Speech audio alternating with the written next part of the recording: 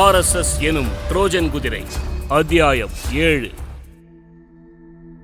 அத்தியாயம் 7.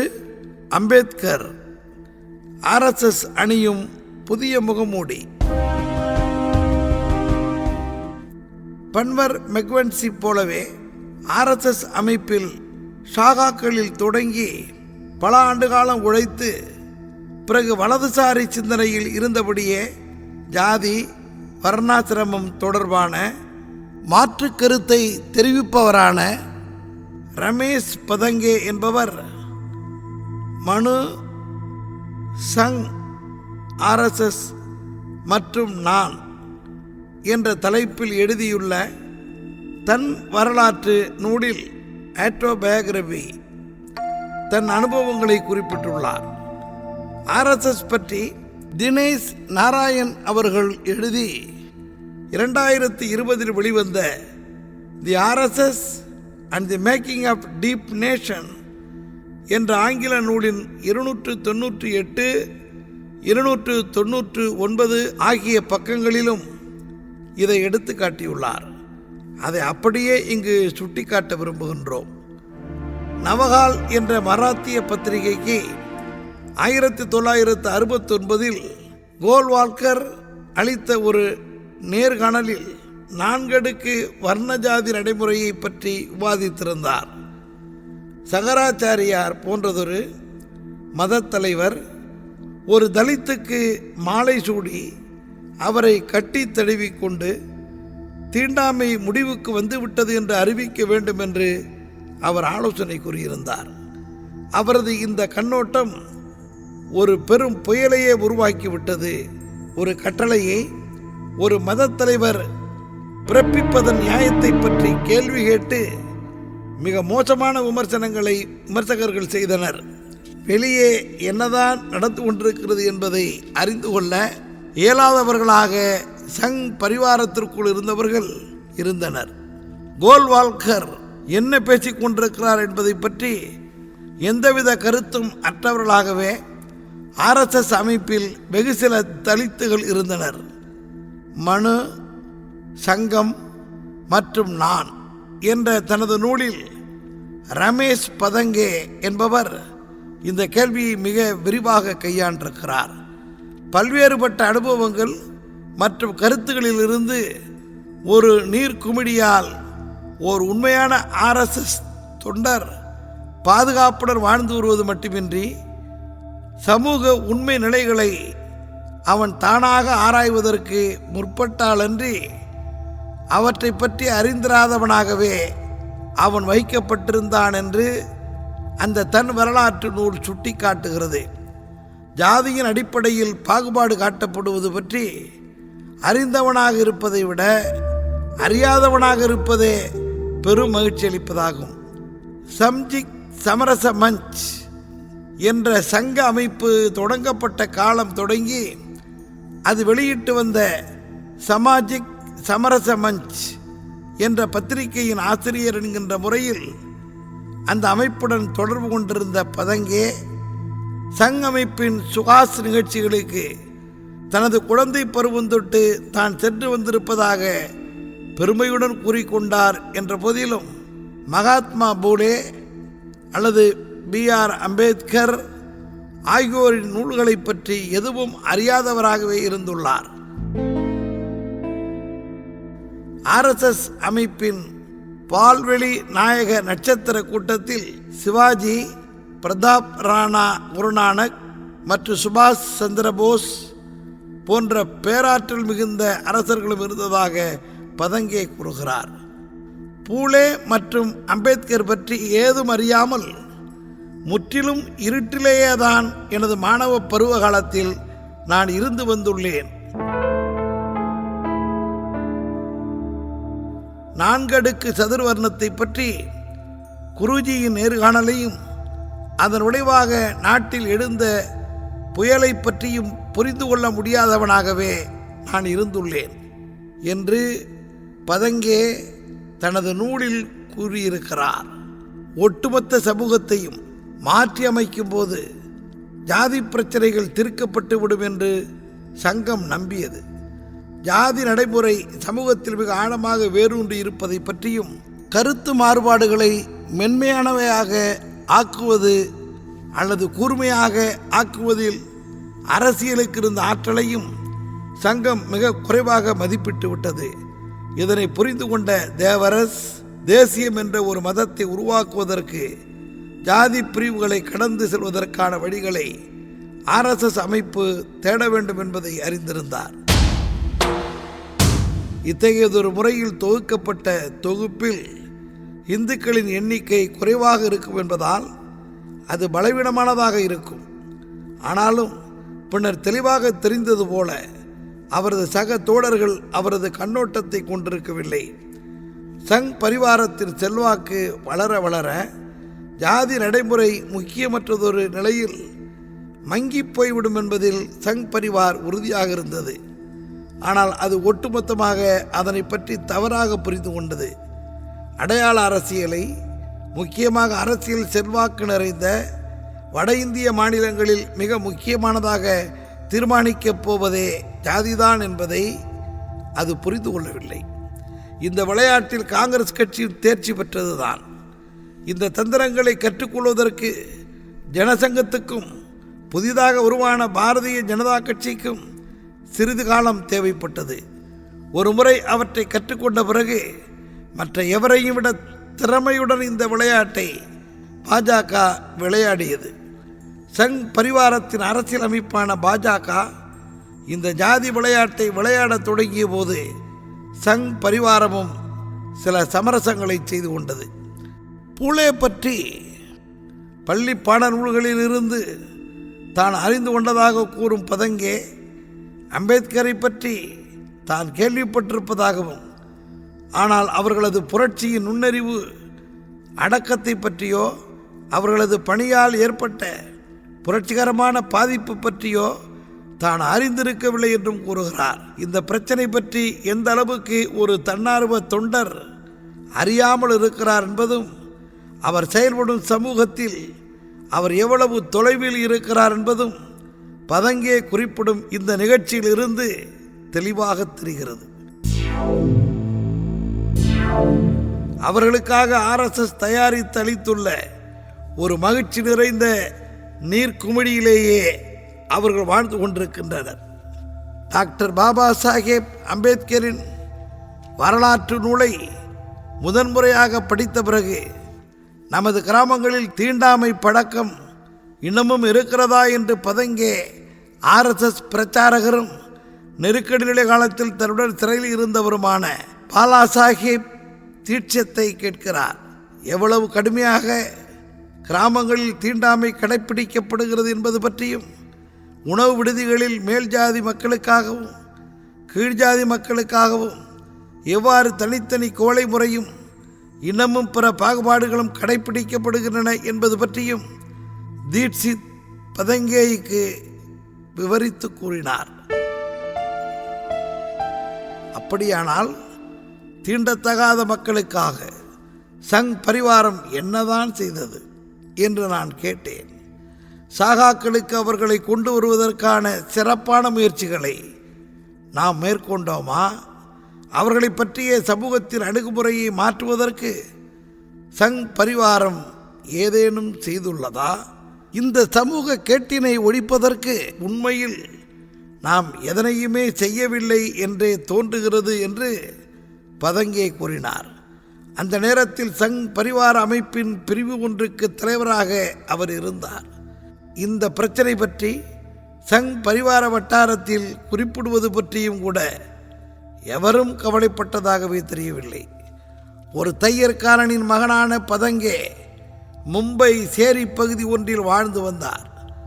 நகரத்தில் மிகப்பெரிய சமூகமான மீனவர் சமூகத்தில் இருந்து வெகு சிலரே RSS சாகாக்களுக்கு வந்திருப்பதை அவர் கண்டார். சாகாக்களுக்கு வரும் தாழ்த்தப்பட்ட பிரிவு மக்களை விரல் விட்டு எண்ணிவிடலாம். நெருக்கடி நிலை காலத்திற்கு பிறகுதான் சங் பரிவாரத்தின் செயல் திட்டங்களில் ஓரிடத்தை மகாத்மா பூலேயும் அம்பேத்கரும் காணத் தொடங்கினர். அவர்களை பற்றி பேசுவதற்கான வழியை பதங்கே ஏற்படுத்தி தந்தார். சங் பரிவார பணியாளரின் சமூக விழிப்புணர்வு எந்த அளவில் வரையறைக்கு உட்பட்டது என்பதை காட்டுவதற்கான ஒரு நிகழ்ச்சியை உங்களுக்கு கூறுவதற்கு என்னால் முடியும். மராத்வாடா பல்கலைக்கழகத்தின் பெயரை மாற்றுவதற்கான ஒரு தீர்மானம் மகாராஷ்டிர சட்டமன்றத்தினால் 1978ஆம் ஆண்டில் நிறைவேற்றப்பட்டது. இந்த தீர்மானம் கடுமையான எதிர்ப்புடனும் கசப்புடனும் மராத்வாடாவில் வரவேற்கப்பட்டது. தலித் குடியிருப்புகள் தீயிட்டு கொளுத்தப்பட்டன. பல்கலைக்கழகத்தின் பெயர் மாற்ற பிரச்சனை விரைவில் தலித்துகளின் அடையாளத்தை பற்றிய ஒரு பிரச்சனையாகவே மாறிவிட்டது. அந்நாள்களில் இது பற்றிய மக்களின் கருத்துக்களை பற்றி செய்தி இதழ்களில் படித்து வந்தேன். ஆனால் அந்த பிரச்சனைக்கான எந்த ஒரு தீர்வையும் அவை அளிக்கவில்லை. இந்த பிரச்சனையின் சமூக முக்கியத்துவத்தை நான் உணர்ந்திருக்கவில்லை என்று நான் கூறினால் அது பெரிய தவறாக இருக்க முடியாது. தேவரஸ் வருவதற்கு முன்னர் இது பற்றி சங் பரிவாரத்தில் இருவேறு கருத்துக்கள் நிலை வந்துள்ளன. பல்கலைக்கழகத்தின் பெயர் மாற்றத்திற்கு ஒப்புதல் அளிக்க வேண்டும், அதன் எதிர்ப்பவர்கள் சரியான சிந்தனையாளர்கள் அல்லர் என்று அவர் கூறினார். என்றாலும் மராத்வாடாவில் உள்ள சில தொண்டர்கள் அவ்வாறு எண்ணவில்லை. இந்த முரண்பாட்டிலிருந்து சங் பரிவாரம் அந்த நேரத்துக்கு விலகி இருக்க வேண்டும் என்று கருதினர். அவர்களது கருத்தே நிலை பெற்றது. ஒரு வாய்ப்பு பிரச்சனை ஏற்படும் போதோ அல்லது ஒரு சவாலை எதிர்கொள்ளும் போதோ விரைந்த உறுதியான முடிவுகளை சங் பரிவாரம் எவ்வாறு மேற்கொள்கிறது என்பதை பின்னர் நிகழ்ந்த சில நிகழ்வுகள் காட்டுகின்றன. மற்ற சமயங்களில் முடிவுகளை மேற்கொள்வதற்கு அவர்கள் நீண்ட காலம் எடுத்துக்கொள்கின்றனர். சமத்துவம் என்பதற்கு பொதுவாக பயன்படுத்தப்படும் சொல் சமத்துவம் என்பதேதான். என்றாலும் சமூக சமத்துவ அமைப்பை தோற்றுவிக்கும் போது சமாஜிக் சமரச மஞ்ச் என்ற பெயரையே RSS தேர்ந்தெடுத்தது. சமத்துவத்திற்கான இயக்கம் முழுக்க முழுக்க இடதுசாரிகளுடையது என்று RSS நம்பியது. அவர்களது பழைய பெயரில் நமது இயக்கத்தை நாம் தொடங்கினால் நமது இயக்கத்தின் ஈடு இணையற்ற தன்மையை பற்றி மக்கள் உணர்ந்து கொள்ள மாட்டார்கள். மேலும் சங் பரிவாரம் தங்களின் பெயரை கடன் வாங்கி கொண்டதாக இடதுசாரிகள் உரிமை கொண்டாடுவார்கள். சங் பரிவாரத்தில் சமத்துவத்துக்கு இடமே இல்லை என்பதே அதன் காரணம் என்று தத்தோபந்த் தெங்காடி விளக்கினார். சமத்துவம் என்ற கோட்பாட்டுக்கு ஒரு மாறுபட்ட RSSின் அடையாளத்தை வழங்குவதற்கு அவர் விரும்பினார். சாம்ராஷ்டிராவை நாம் விரும்புகிறோம், ஏனென்றால் அதனால்தான் ஒரு நீண்டகால அடிப்படையில் சமத்துவத்தை கொண்டு வர முடியும். சமாஜிக் சமரச மஞ்ச் 1983 ஏப்ரல் 14 அன்று பூனாவில் தொடங்கப்பட்டது. தலித்துகளை சந்தேக கண்ணோட்டத்தில் தொடர்ந்து பார்க்கும் ஒரு சராசரி சங் பரிவார தொண்டரை பொறுத்தவரை பூலேயும் அம்பேத்கரும் அறிமுகமற்றவர்களாகவே தொடர்ந்து இருந்து வருகின்றனர். இந்த காட்சிக்கான காரணம் தலித் இயக்கத்தின் மொழியில் அழைக்கப்படும் புரட்சி என்னும் இடஒதுக்கீட்டு கொள்கையும் அம்பேத்கர் இயக்க தலைவர்களின் பேச்சில் காணப்படும் தீவிரமும் இந்துத்துவாவுக்கு எதிரான அவர்களது பகை உணர்வும் தான். இந்துத்துவாவை பின்பற்றுவோரின் எழுத்துக்களில் பூலேயும் அம்பேத்கரும் கூட இடம்பெற்றிருக்கவில்லை. பூலே அம்பேத்கரின் தத்துவத்தை ஒரு மாறுபட்ட சந்தர்ப்பத்தில் சமாஜிக் சமரச மஞ்ச் எடுத்துக்காட்ட தொடங்கியது. தலித் அடையாள தலைவர்கள் சங் பரிவார் தலைவர்களுடன் நெருக்கம் காட்டும் முயற்சி மெல்ல மெல்ல தொடங்கியுள்ளது. என்றாலும் அது கசப்பு மருந்தை விழுங்குவது போன்றதுதான். சமாஜிக் சமரச மஞ்ச் டாக்டர் ஹெட்கேவார் மற்றும் டாக்டர் அம்பேத்கர் என்ற தலைப்பிலான புத்தகத்தை பதங்கி 1988 வெளியிட்ட போது அவர் பிறந்த மண்ணான விதர்பாவில் இருக்கும் சிஎம் சேவக்குகளின் கண்டனத்தை அவர் எதிர்கொள்ள வேண்டியதாக இருந்தது. அந்த புத்தகத்தின் அட்டையில் ஹெட்கேவார் மற்றும் அம்பேத்கரின் படங்கள் இடம்பெற்றிருந்தன. வழக்கமாக எட்கேவார் அணியும் தொப்பி அந்த படத்தில் இல்லை. விதர்பாவில் ஒரு சுற்றுப்பயணம் மேற்கொண்டு திரும்பி வந்த பிறகு அவரது சகா சுகதேவ் நவாலே இந்த புத்தகத்தினால் விதர்பா மக்கள் பெரிதும் அதிர்ச்சி அடைந்துள்ளனர் என்று பதங்கேயிடம் கூறினார். தலித்துகளை மகிழ்ச்சிப்படுத்தவே இவற்றையெல்லாம் நீ செய்கிறாய் என்று அவர்கள் உணர்கின்றனர். யார் இந்த பதங்கே என்று அவர்கள் என்னை கேட்கிறார்கள்.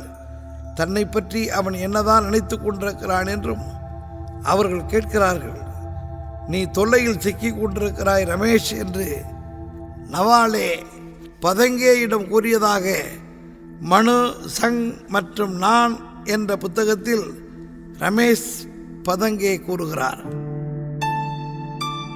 ரமேஷ் பதங்கே மும்பையில் ஒதுக்கப்பட்ட பகுதிகளில் ஒன்றான ஸ்லம்ஸ் ஆஃப் பாம்பே சேரி பகுதியில் பிறந்து வளர்ந்தவர். மிக அதிகம் பேர் வாழ்ந்த மீனவர் சமுதாயத்திலிருந்து ஒரு சிலர் மட்டுமே RSS சாகாக்களில் சேர்ந்து பயிற்சி பெற்று வந்தனர். தாழ்த்தப்பட்டவர்களின் எண்ணிக்கை இல்லை என்றே சொல்ல வேண்டும். நெருக்கடி காலமான 1975-76க்கு பின்னரே RSS சாகாக்களில் ஜோதிபா பூலே, அம்பேத்கர் ஆகியோர் பற்றி பேச்சு நுழைக்கப்பட்டது. அவர்களை பற்றி அதிகம் சாகாக்களில் பேசுபவராக பதங்கே முன்னெடுத்து சென்றார். என்றாலும் அது கசப்பு மருந்து சாப்பிடுவது போன்றே RSSக்கும் அந்த அமைப்பில் இருந்தவர்களுக்கும் இருந்தது.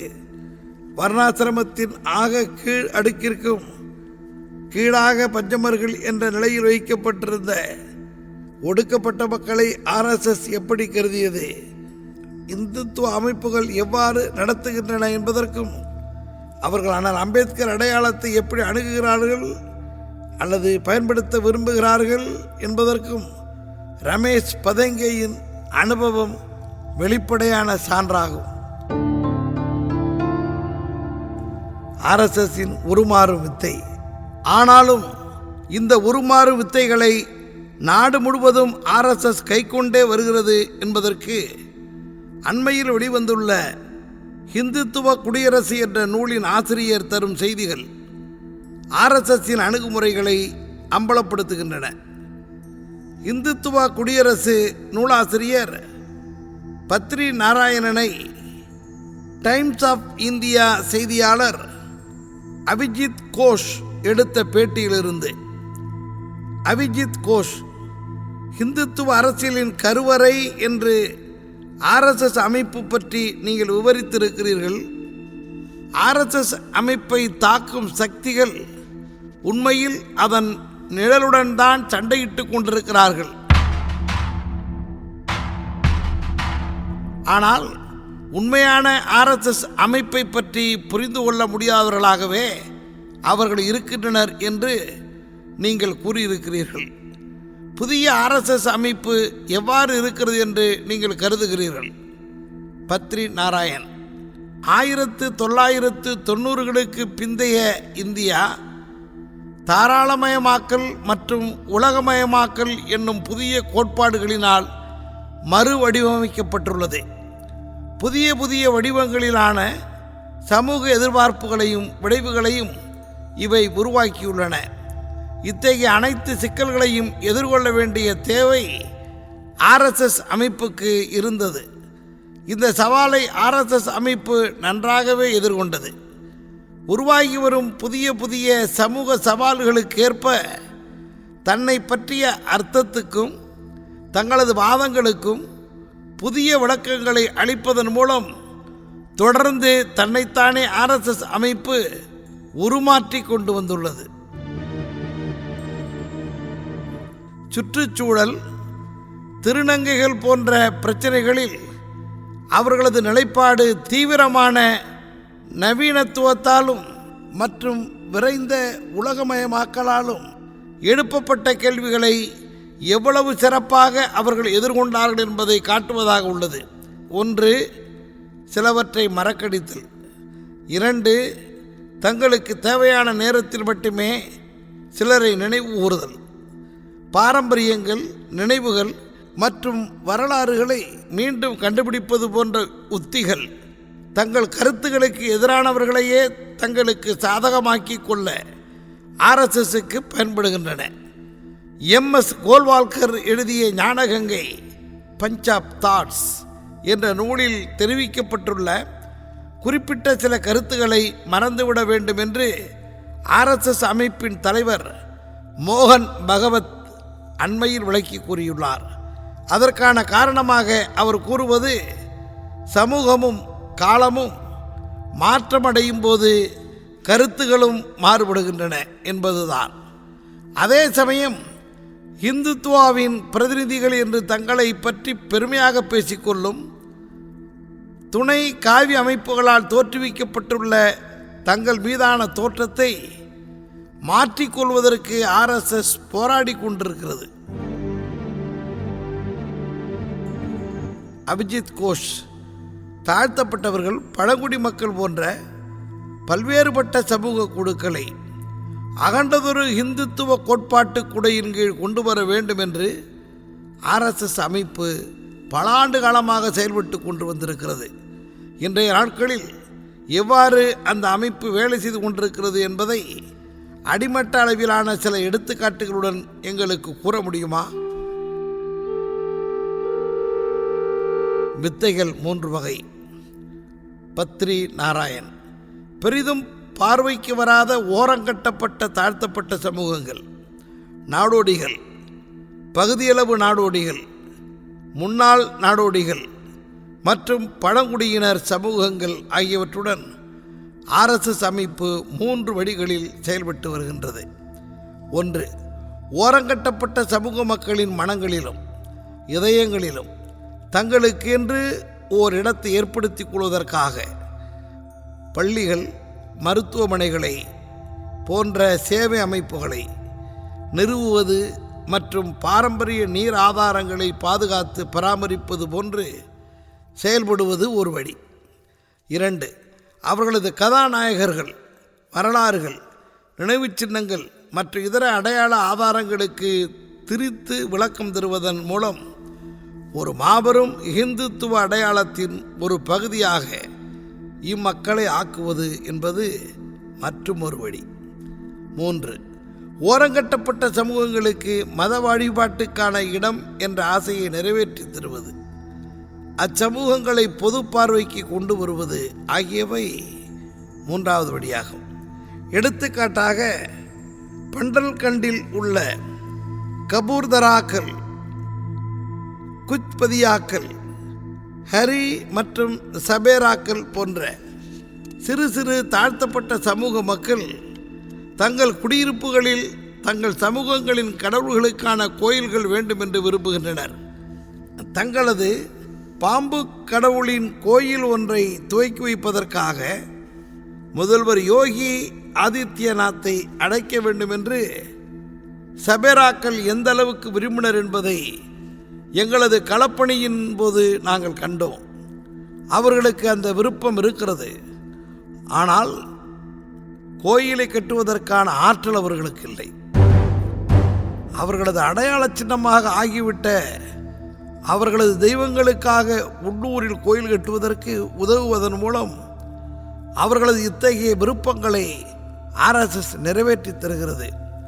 அது மட்டுமன்றி, குக்கிராம பகுதிகளில் இருக்கும் ஓரங்கட்டப்பட்ட சமூக மக்களிடையே புகழ்பெற்றிருக்கும் கதாகாலட்சேபம் செய்பவர்கள், பிற வசனக்காரர்கள், ராம்லீலா குழுக்கள் ஆகியோருடனும் ஆர்எஸ்எஸ்ஸின் அமைப்புகள் தொடர்பை ஏற்படுத்தி வைத்திருக்கின்றன.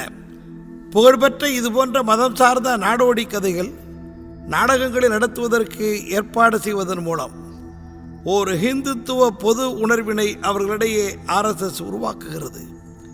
தாழ்த்தப்பட்ட மற்றும் பழங்குடி மக்களிடையே இப்படி அடையாளத்தை தேடும் விளைவு அல்லது விருப்பம் எனும் ஒரு புதிய திருப்பம் உருவாவதை இடதுசாரி மிதவாதிகளும் தேசிய நீரோட்டத்தில் உள்ள அம்பேத்கர் பரப்புரையாளர்களும் காண தவறிவிட்டனர்.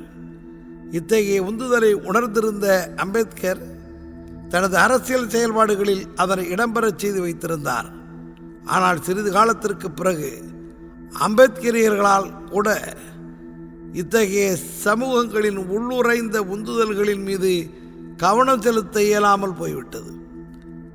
அம்பேத்கரின் பிம்பத்தை மாற்றும் ஆர்எஸ்எஸ். அபிஜித் கோஷ். பி.ஆர். அம்பேத்கரை இன்று ஆர்எஸ்எஸ் எவ்வாறு பார்க்கிறது? அவர் சார்பாக எதனை கூறுகிறது? பத்ரி நாராயண்.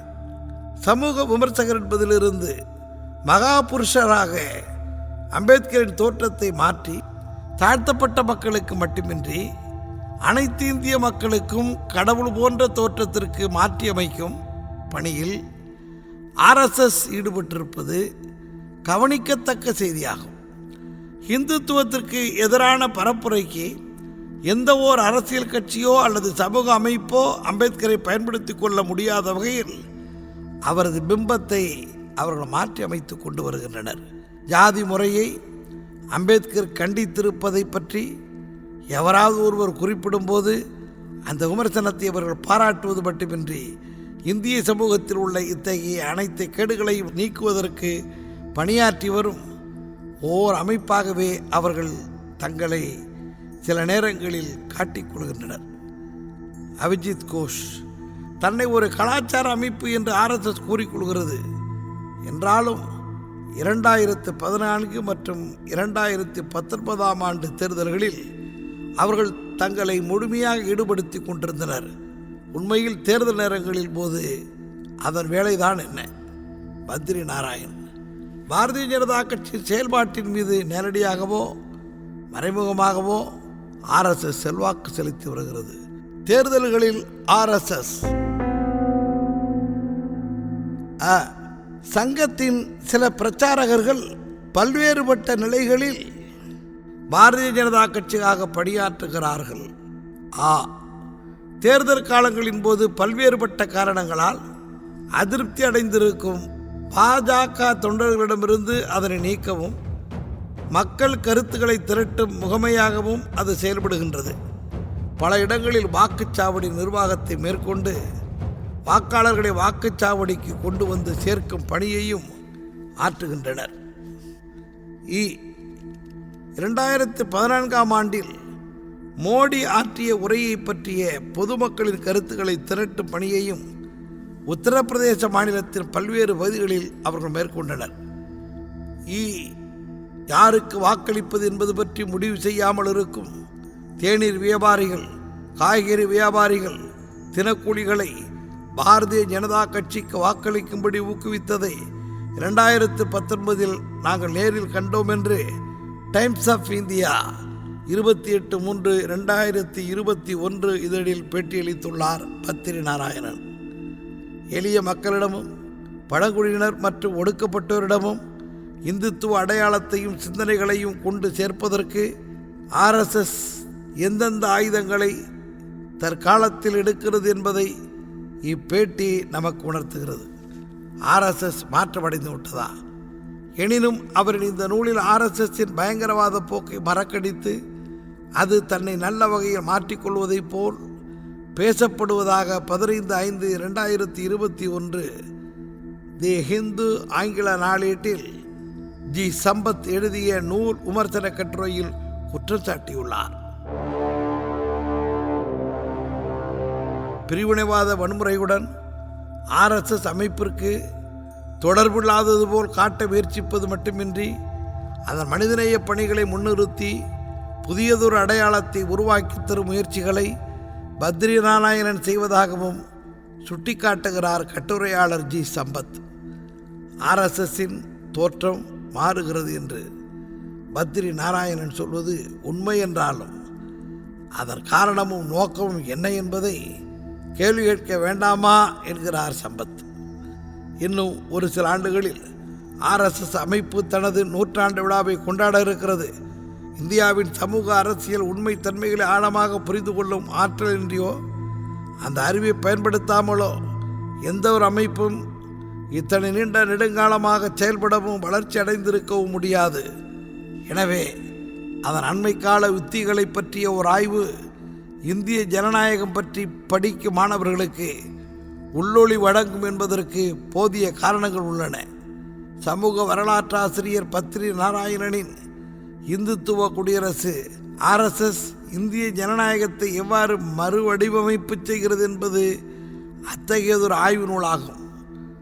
அந்த பகுத்தாய்வின் முக்கிய காலகட்டமாக பாரதிய ஜனதா கட்சி 2014 மற்றும் 2019 நாடாளுமன்ற தேர்தல் வெற்றிகளை எடுத்துக்கொண்டு RSS எவ்வாறு மாற்றமடைந்து விட்டது என்றும், இப்போது நாம் காண்பது அதன் பழைய தீவிரவாத தோற்றத்தை கைவிட்டுவிட்டு சமூகத்தில் மத கலவரங்களை பதற்றங்களை உருவாக்க விரும்பாத ஒரு புதிய RSS அமைப்பே என்றும் நாராயணன் வாதிடுகிறார்.